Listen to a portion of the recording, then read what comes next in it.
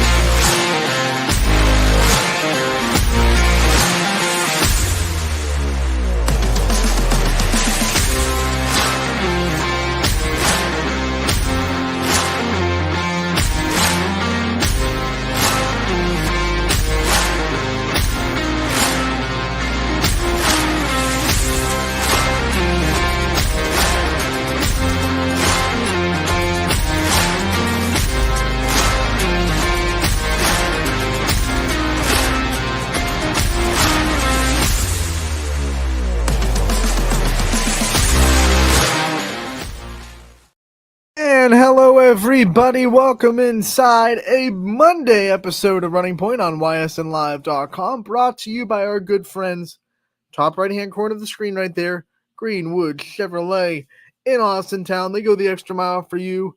We try to do the same here on this show every single day.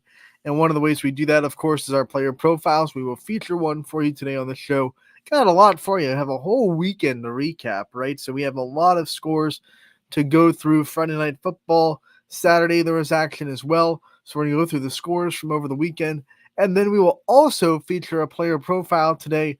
We're going to go into Springfield volleyball, have a chat with Balin Brungard. And what a great player and person she is. What a great interview it was.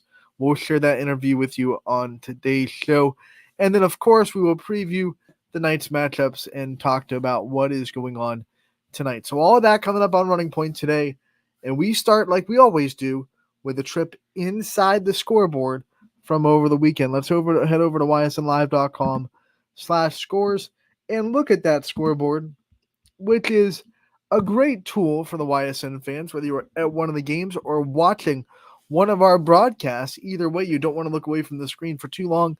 And the YSN scoreboard is a great and easy way to get live, updated scores from your favorite teams across the YSN family, whether they be your heated rivals, maybe your best friends across the way, whatever it may be.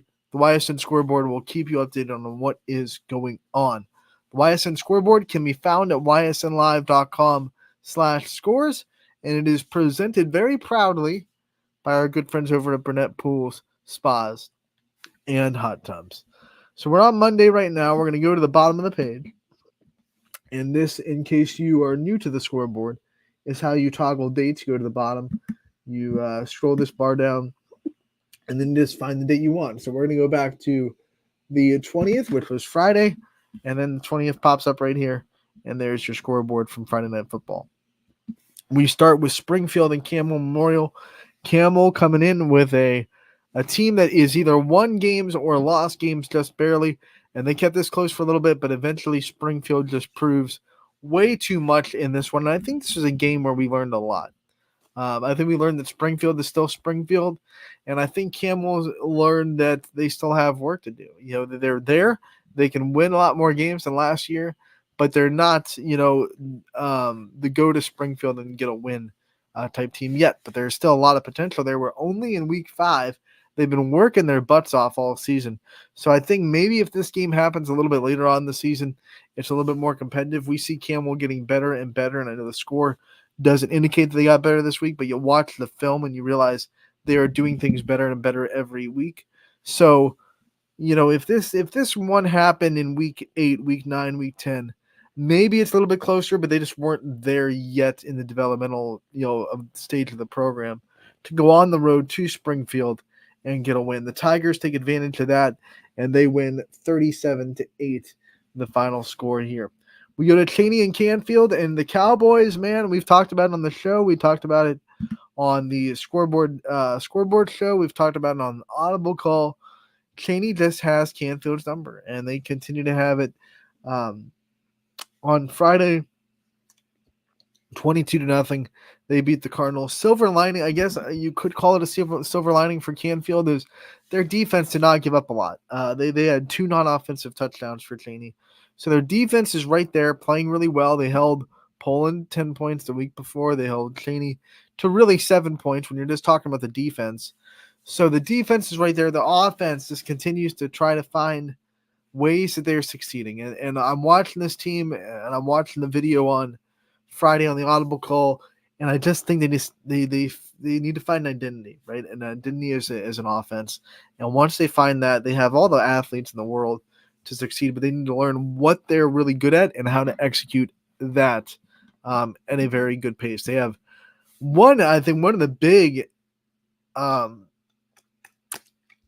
advantages that they have that I would like to see them use more. They have big tight ends, right? Big, strong tight ends. I would love to see more just little throws over the middle to those guys. Let them do work because they're hard to bring down. They can probably get a lot of yak, which is yards after catch. So I would like to see them attack them moving more, even with little screens, tight end screens off the line of scrimmage. And then they have big interior linemen. So I want to see more just running behind those guys. Let those guys pull a little bit. Use those linemen to get a little bit creative with the run game. And I'm sure Coach Ignacio is way ahead of me with that, and he sees all the things that I can see in the few handful of plays that we get to see on the Audible call. But those are just some things that I see from my standpoint that I think Canfield could really capitalize on. Tight end play is huge. They have really big tight ends. Let's see them use them a little bit more, but they need an identity on offense, and that's plain to see. Cheney, on the other hand, they are just a tough physical team, and they've been that way all season in their losses and their wins. They've made sure that other teams know, hey, you played Cheney, and that they're going to know that on Saturday. And they continue to play with that mindset and that physicality like they have been all year. We move on to Conneaut.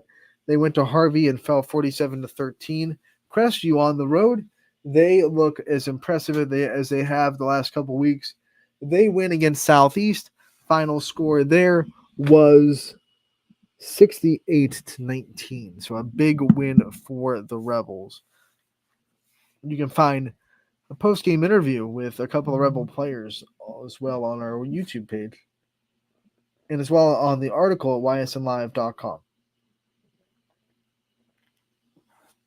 So we go to the EOAC.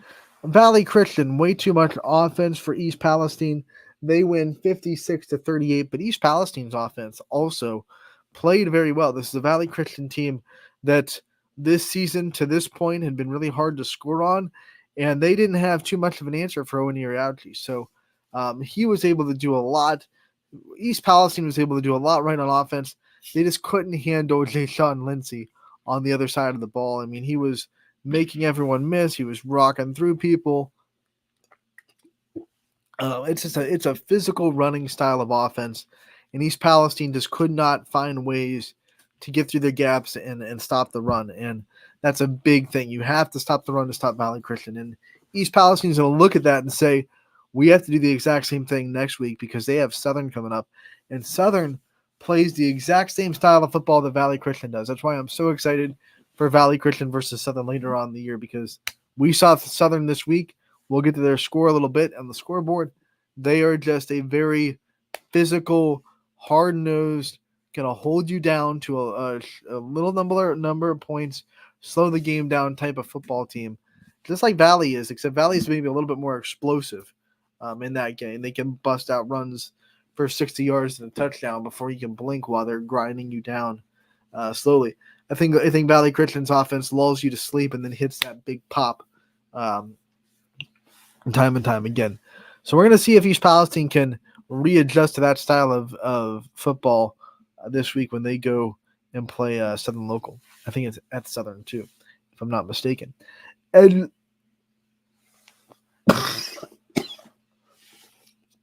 excuse me.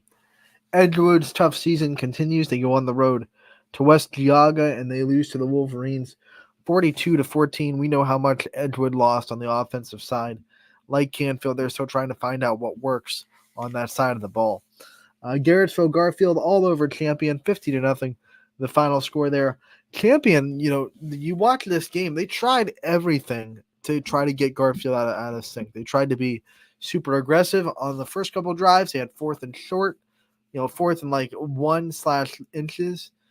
They couldn't capitalize on either one of those. They gave Garfield some small fields. Garfield took advantage on those first two drives, and then Champion said, okay, you know what? Let's give him a long field, and let's try to be a little bit conservative. And they got win on a fourth and short. They punted the ball, made Garfield have a long field, and that didn't work either. They just couldn't find the thing that worked. Garrettsville Garfield all over the flashes. 50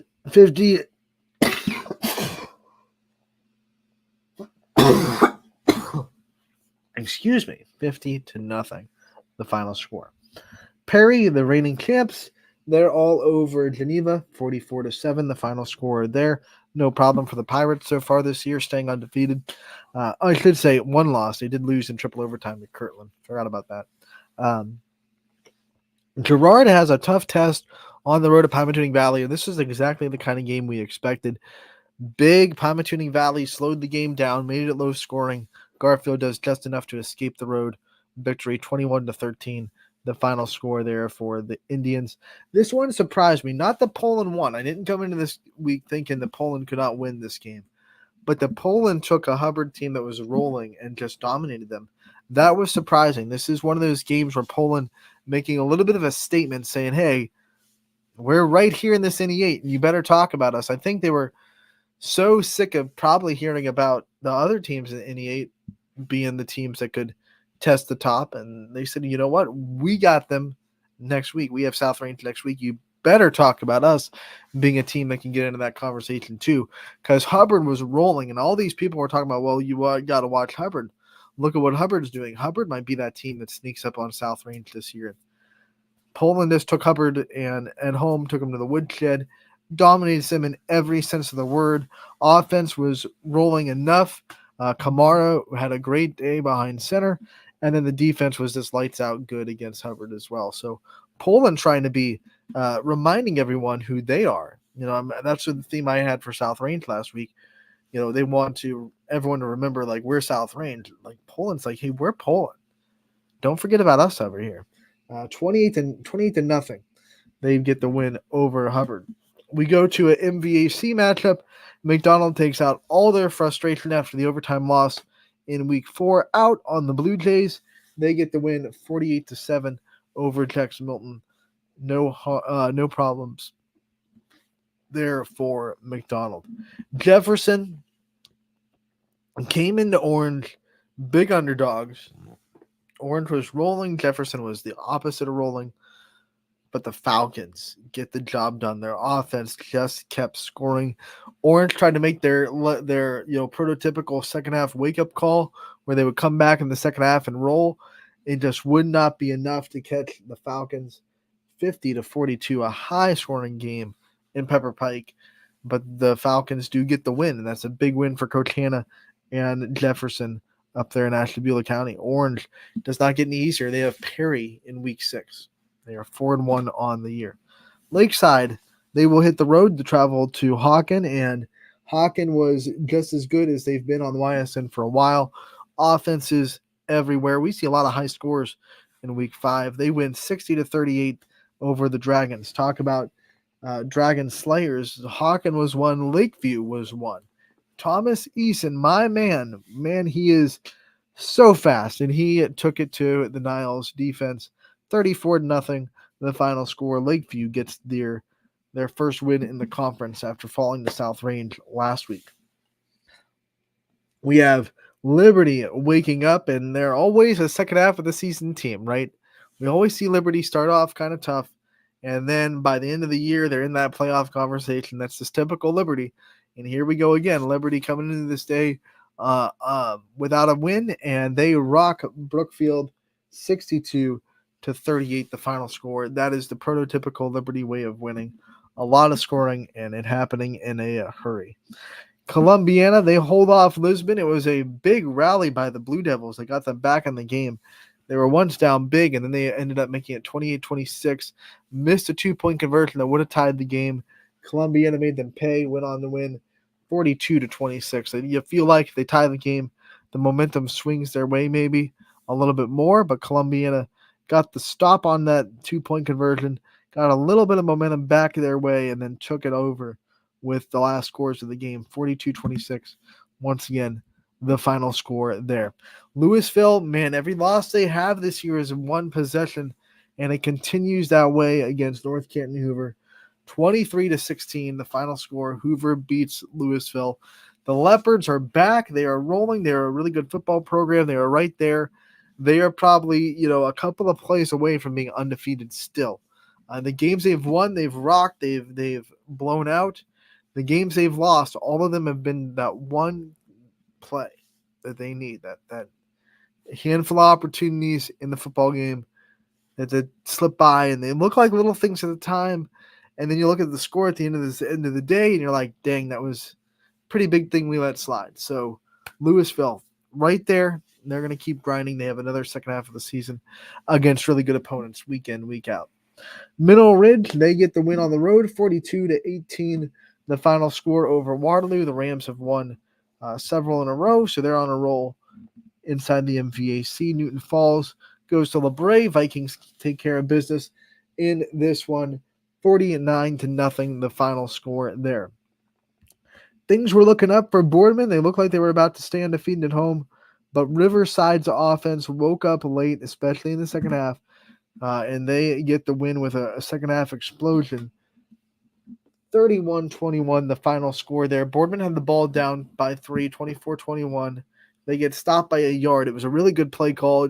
Zach Haas found a little bit of a lane through the line of scrimmage on a QB run, just a little short. Got stopped about like a half yard short. Remember the ending of that Titans-Rams Super Bowl where Dyson catches the ball and he's running through the middle of the end zone, and the Rams make that game-saving tackle like a half yard short of the goal line. That was Haas trying to get that first down that would have continued the Boardman drive as they were trying to tie up or take the lead. Just a little bit short. Riverside took over.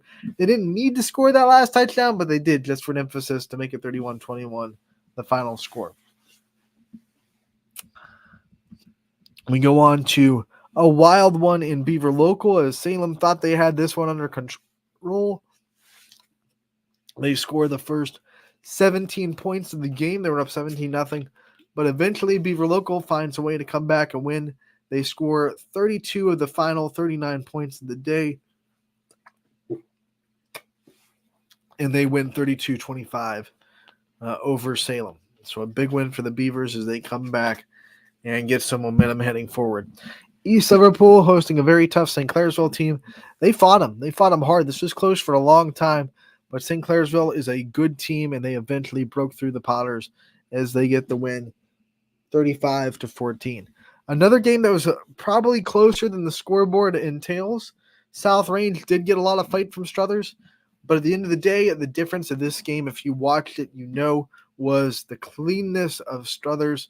They just made a couple of big mistakes and big moments that you just simply cannot make against very good football teams.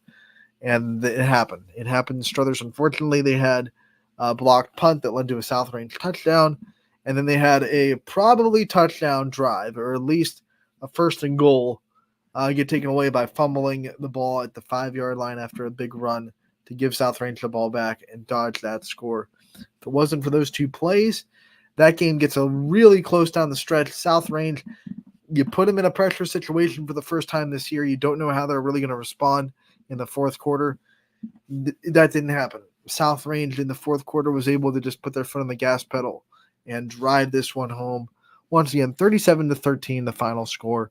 The Raiders stay on top of the 88. They have Poland coming in next week, so that'll be a very interesting one to see what the Bulldogs can do. It'll be the last home game for South Range. We go to United and Southern Local, and United had to pull this one out. We talked about Southern a little bit earlier on in the show when we were talking about Valley Christian, the way they play football. Southern plays almost the exact same style. United learned that the hard way, and they were just held, but eventually found a way to score just enough and escape the wigwam with a 17-14 win. Good one for the Eagles. We go to Ursuline. They went to Warren Harding. They had no problem with the Raiders in Mollenkopf Stadium. They win 35 to nothing. The final score there. The Ursuline Irish might be a real deal contender this year. You're looking at them. They lost a lot off last year. I don't think a lot of people expected them to be in that conversation. Everyone knows Ursuline's going to be good. They have a lot of athletes coming back, but they did lose a big chunk, right? Especially interior on the line. So we thought maybe Ursuline would be a little bit down this year. They lost in week 1. It kind of backed up that thought. But ever since week 1, they've looked perfect. Now their schedule, no breaks. So we'll see how they look weeks 6 through 10. But right now, Ursuline on a roll. Wellsville gets a win at Latonia, 35 to nothing. The final score there. West Branch was close for a while with Howland, but their offense pulls away. 47 to 13 over the Tigers. Western Reserve keeps their hot streak going as they beat Lowville 41 to 22. The final score there. Wyndham's 5-0 on the season. They beat Grand Valley 51 to 26. The Bombers are still letting it loose. And 5-0 looks pretty good going into week 6 through 10. There's not a lot of pressure on the Bombers anymore. You get, they want to go undefeated for sure. They would love to go 10-0.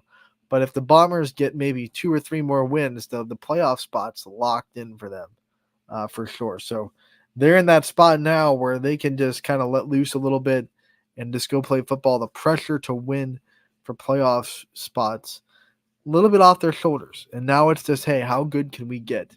How good can we get going through the season? JFK gets a big computer point win. This will help them a lot in the division bonus as they go to Marlington and they get the win 38 to 14 over the Dukes. Too bad on the road against big teams doesn't give you even a bigger boost because Marlington, always a tough place to go and play, and Warren JFK was able to do that really impressively. Beaver, they fall to Central Valley 51 to 37. That's a tough one for the Bobcats. Central Valley, we know very well, very good team. They came into Fitch last year, beat the Falcons, so we know Central Valley very good. And they could not be stopped against Beaver, 51-37. Mohawk, though, they do get the win in PA, 23-0 over Beaver Falls. So Mohawk gets a good win in PA. A big win for Edison. We know that Caldwell is a very good football team. Edison rocks them.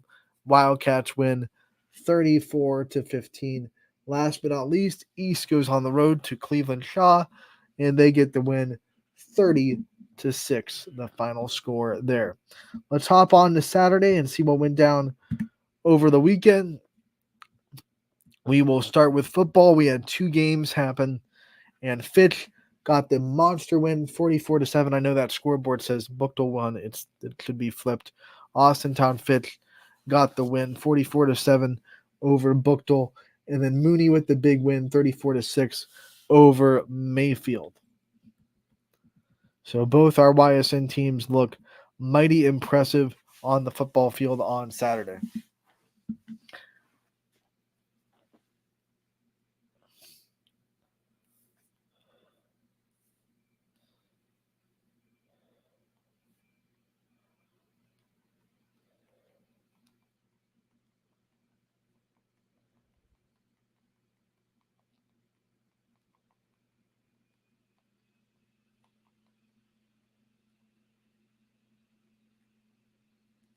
We go into volleyball, and Wyndham goes to the tri-match against Champion. They get the win 2-1.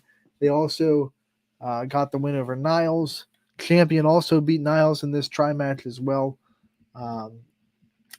Louisville, come on, scroll over for me.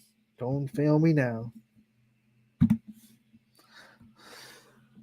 Louisville with the 5-set loss. North Canton Hoover. We saw that Salem went on the road, got the 3-2 victory over United. Lakeview went to Canfield and swept the Cardinals on the road. Tough weekend for Canfield. They lose to Hubbard, Fitch, and Lakeview all in one fell swoop. They go to 8-4 on the year. Orange gets the 2-1 victory over Andrews Osborne and the 2-0 victory over Western Reserve Academy.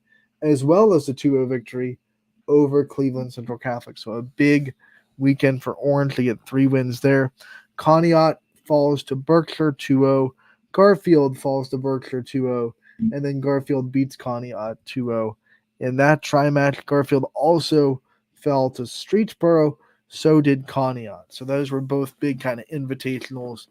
Berkshire hosts one every year. That Garfield and Conneaut were both at, and did not go well for either team. Garfield gets the win, though, 1 win to salvage the weekend. Boys soccer, Howland falls to Orange. How about Orange taking down the state powerhouse in Howland Tigers, 3-2, the final score there. Marlington gets the win over Ursuline, 2-0. We see that Ambridge and Canfield boys, they tie at 2.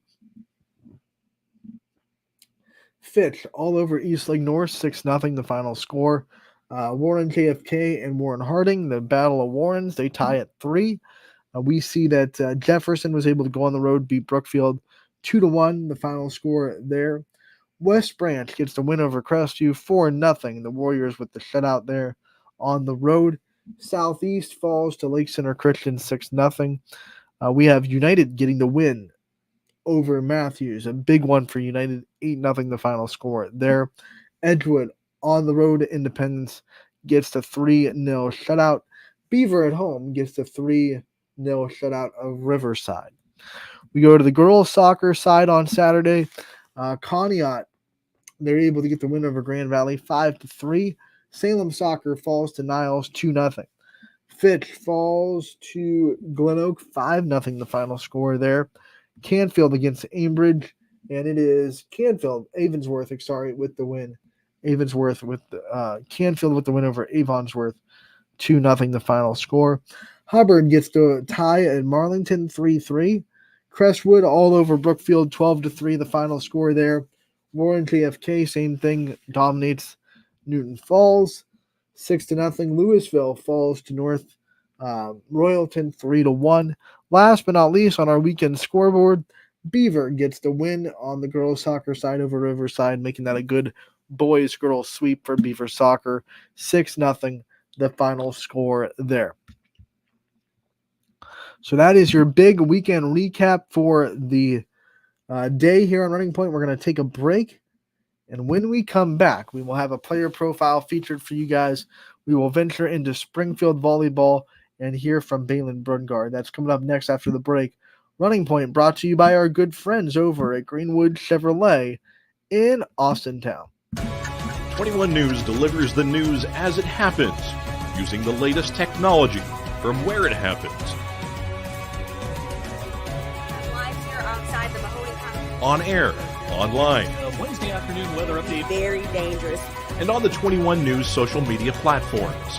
I'm on the road right now. 21 News, the Valley's only locally owned source for trusted news since 1953. Craftsmanship to us is 60 years of pride and dedication. Passed down from generation to generation. The hardwood floors that your kids take their first steps on. The solid wood doors you quietly close at night. The things we create day in and day out are the products that end up turning your house into a home. At Baird Brothers Fine Hardwoods, uncompromising quality and craftsmanship built our business. And it will keep us moving forward for generations to come. Going the extra mile at Greenwood Chevrolet means we want to take care of the community that takes care of us too. And we have to work together always. And that's how you stay in business for 40 years. You know, I love being a helper because when I help somebody, it makes me feel good. It means a lot that I can make a difference in others' lives. So I will do everything I can and just being there for them every step of the way. I want them to know within the first 5 minutes that they could depend on me. That's what going the extra mile means, only at Greenwood Chevrolet. Before the lights come on, before the workday begins, before a long day is ended, or it's time to have fun, it all starts with the people at Joe Dickey Electric. From replacing a light fixture in your home to building a substation for your business, no job is too big or too small. The people of Joe Dickey Electric power them all. Joe Dickey Electric, over 60 years of powering the Mahoning Valley.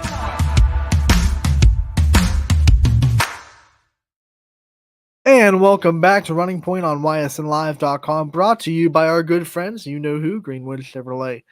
In Austin Town, they go the extra mile for you, so you don't have to. We try to do the same here on this show every single day, and we're going to continue to do that today with a player profile featured for you. Springfield Volleyball on tap today, and it is going to be Balin Brungard from Springfield with the feature. I hope you enjoyed this interview as much as I did conducting it. What a great conversation it was with Balin. Here you go, here on Running Point. Anthony Hartwig here with a Springfield volleyball player profile. We're going into the jungle, and we're joined by Balin Brungard, one of the players for Springfield that has really stamped her name on the area, especially the last couple of years. Balin, thank you so much for coming on and talking to us. Yeah, thank you for having me.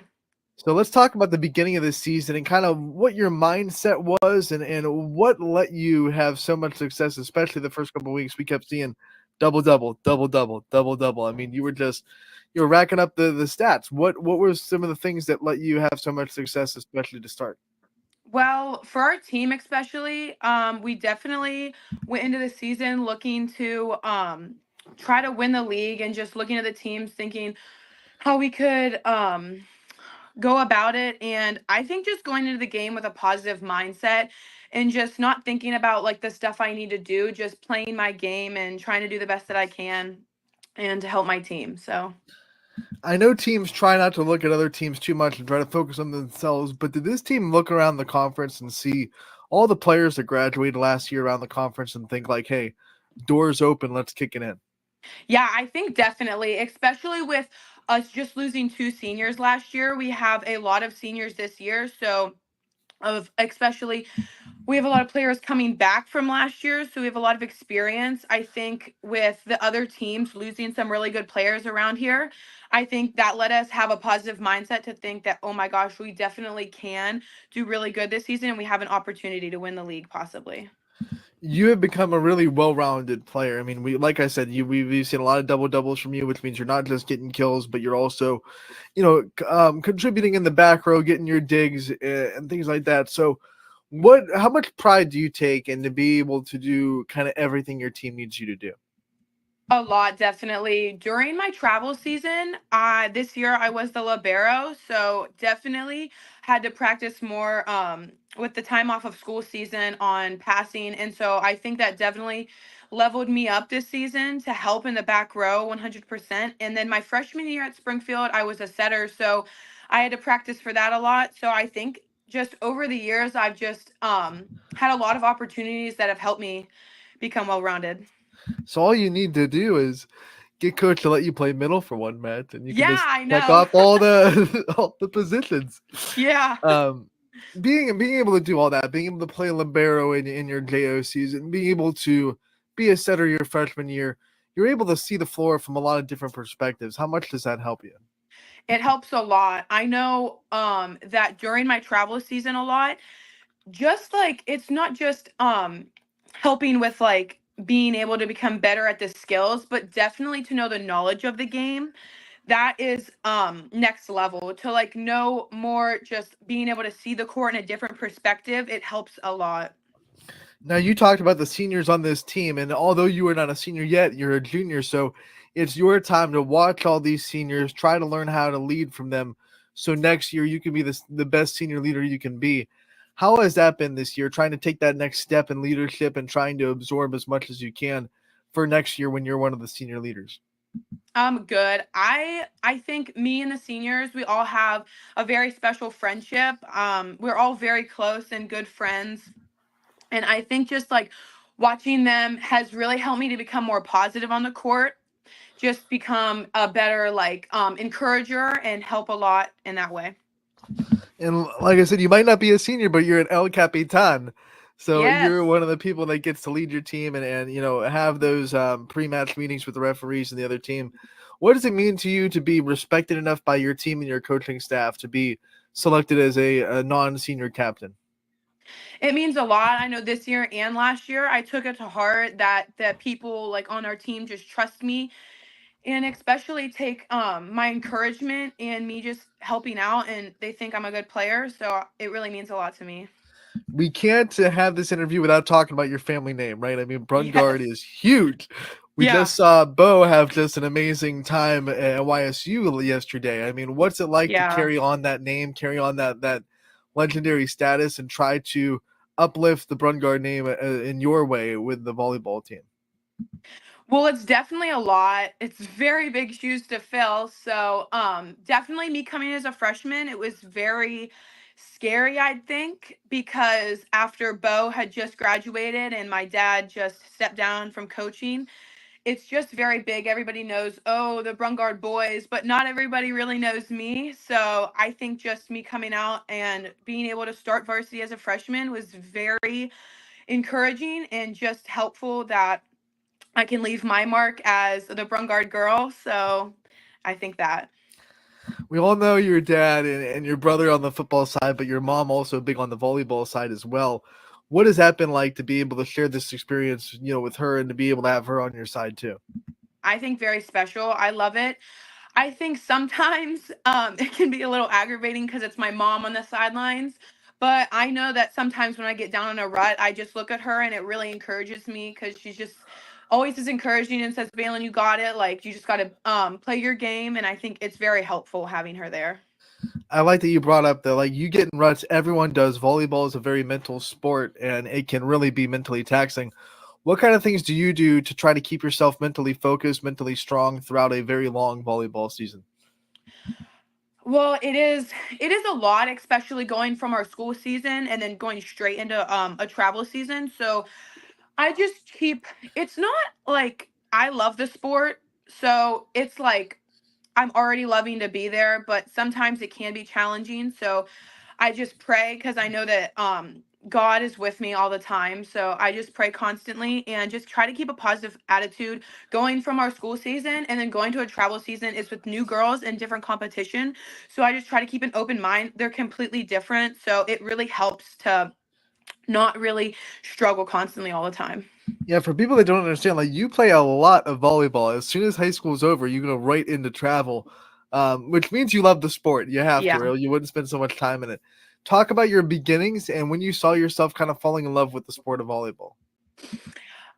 When my mom started coaching, so my mom got the JV job, I think when I was going into 5th grade. And from then on, I would go to all the practices. I was the water girl at the games, and I'd ride the bus with everybody. And I just really loved it. Like, I'd never seen a sport before because volleyball is weird. It's not like basketball where like kids are introduced to it at a young age.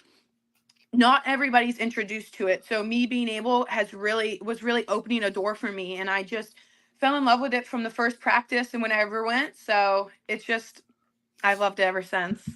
When you think about that time, you being the water girl on the team, and those were great Springfield teams back in the day when they were at their height for their volleyball program. Who are some of the players that you watched and said, man, I can't wait to be in your shoes and to be on the varsity floor like you are? I definitely say the Stitzel girls. Jenny Stitzel and Carly Stitzel, they were like my best friends when I was in middle school. I'd always hang out with them and I would just watch them. I loved them.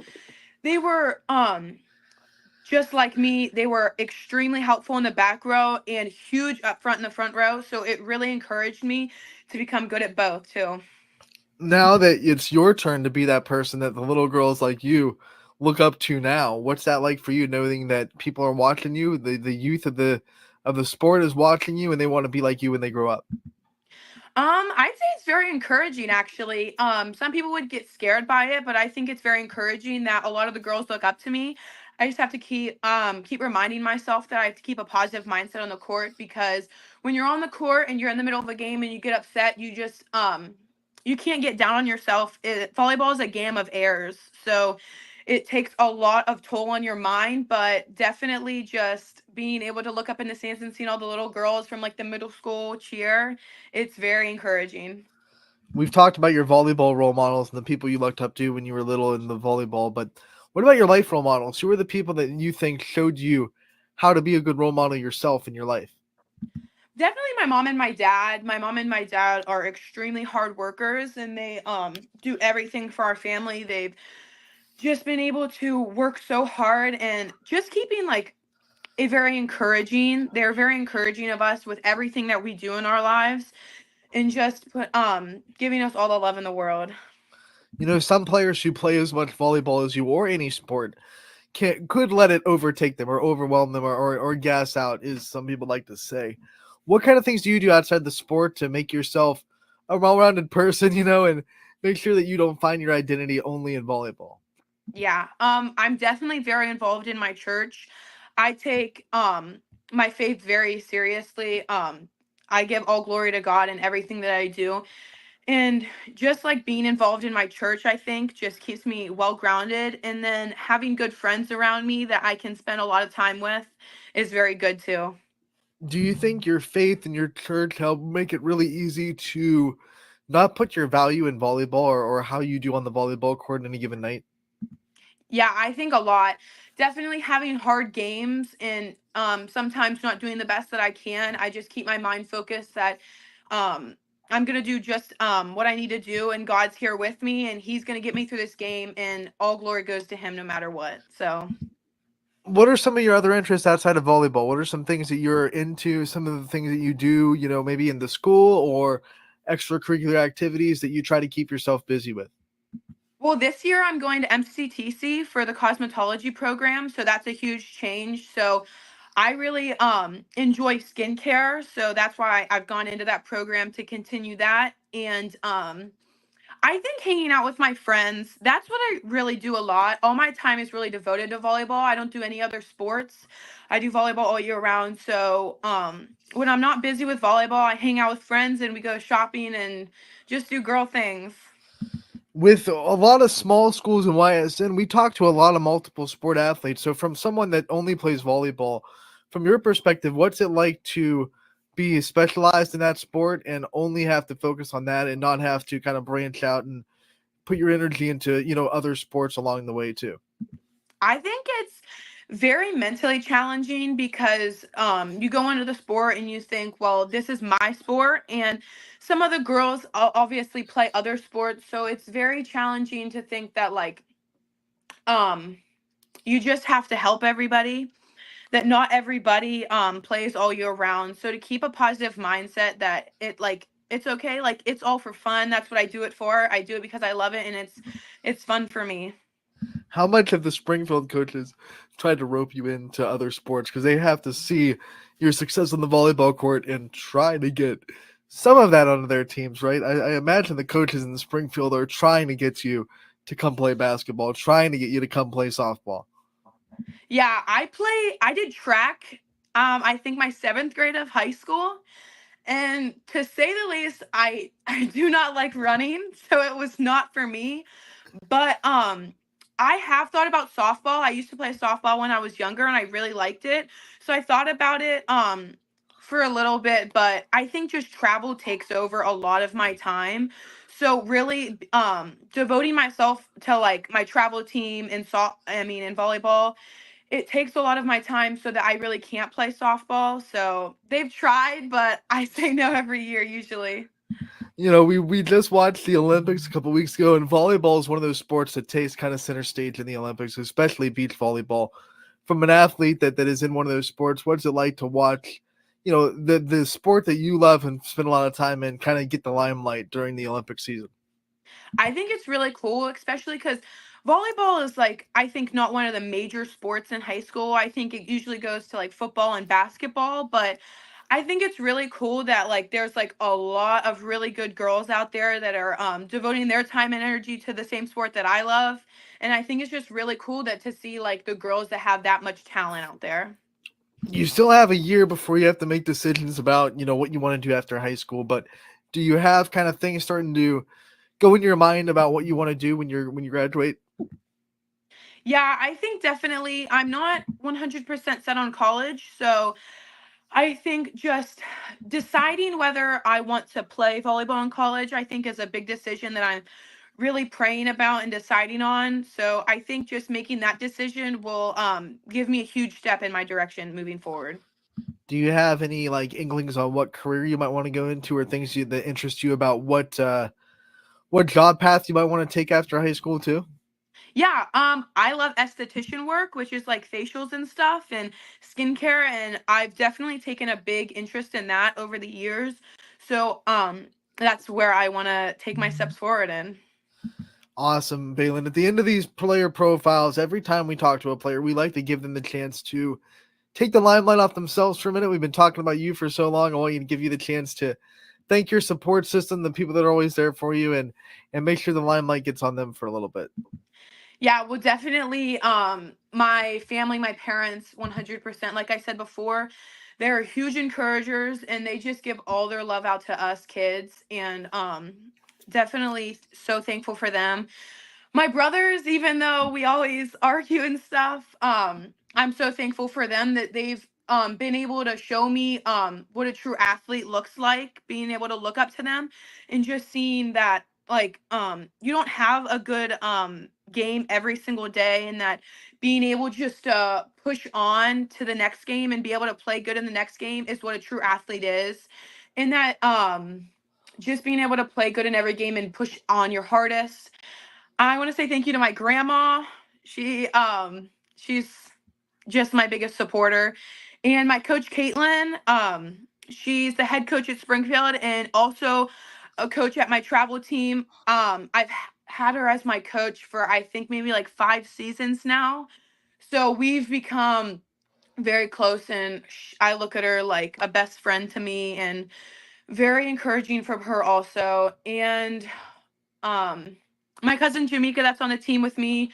We play volleyball together all year round too, and just her being able to be my best friend and having the chance to play with her on the court is just extremely amazing, and I'm so thankful for that. We always look to each other to cheer on each other and just for encouragement all the time. And obviously, glory to God as well. Jamaica, we want to thank you so much for taking the time to come on and talk to us about your junior season. Wish you the best of luck the rest of the year. We can't wait to talk to you real soon. Thank you. And once again, I do apologize. That was a quick reminder at the end there that my brain completely and this said Jamaica because she was just talking about Jamaica. It's Balin Brungard talking to us, the cousin of Jamaica Brungard. Whew, Brungard family is strong in Springfield, and that was a great interview regardless of my brain fart at the very end. Apologies for that. Not perfect, and do my best here on Ysn. We are going to now transition into the preview section of today's show, talking about the things going on today. And first and foremost, we do have a little bit of a schedule update. We have been informed from East Palestine that any events scheduled today for East Palestine sports have been canceled. Their volleyball team was set to host Toronto. That is no longer happening. They have cited the reason for a lack of attendance today at the school, so maybe a sickness going around in East Palestine. We wish everyone, the best of luck there. But that is what they have given us, or given the public, for reasoning behind the cancellation tonight. So anything athletics to do with East Palestine tonight has been canceled. Volleyball team hosting Toronto, that is not happening. So with that being said, we will go into the scoreboard and see what is happening tonight on ysnlive.com. We will go into the 23rd, which is today, of course. And let's look at it. Volleyball schedule. Here's what it looks like. Cheney hosting the Academy of Urban Scholars. Beaver Local playing at home against Harrison Central. East Liverpool also playing at home. They have Indian Creek on their slate. Salem goes to Newton Falls. We have Bloomfield going to Pymatuning Valley. Warren Harding will be hosting Boardman in the AAC. Youngstown East making a trip to Struthers. Edgewood at Girard tonight. Edgewood coming into our neck of the woods a little bit. We love it when our 4-4-0 teams get the opportunity to do that. It also gives an opportunity for Gary Leininger to get out and shoot some Edgewood volleyball. So if you're an Edgewood fan, especially the volleyball team, Gary will be out there tonight as your game. Make sure to stop him. Look at the back of his shirt for a QR code that'll take you straight to his Smug Mug page, our Smug Mug page, which will have great shots of every team that we have here on the YSN family. So make sure to stop Gary tonight if you're an Edgewood fan. Thank him for his service, because he'll have great pictures of your squad tonight after the game is over. Lordstown hosting Grand Valley tonight. Columbiana hosting a Jackson Milton team that's coming off a very good week. Liberty will be going to Lisbon tonight. We have Springfield at Poland. That's a non-conference matchup for both teams. Once again, Toronto and East Palestine has been canceled. That is not happening. Ursuline at Heartland Christian tonight. Latonia goes to East Canton. Southern Local will be traveling on the road to Madonna. We have McDonald hosting LeBray. Really excited about that one. That should be a really good matchup between those two. St. John will be going to Matthews tonight. Boys soccer, as Matthews will travel to Pymatuning Valley. United goes to Columbiana. Lordstown goes to Grand Valley tonight. Jackson Milton hosts Brookfield. We have Garfield going to LeBray inside the MVAC. Also MVAC play, Crestview going to Liberty. Campbell heads the road to Middle Ridge tonight. Champion goes to Newton Falls. And last but not least, on the boys' side, Waterloo goes to Southeast. On the girls' side, a little bit more of a heavy schedule. In fact, a lot of girls' soccer games happening tonight. Lakeview at South Range. Struthers goes to Niles.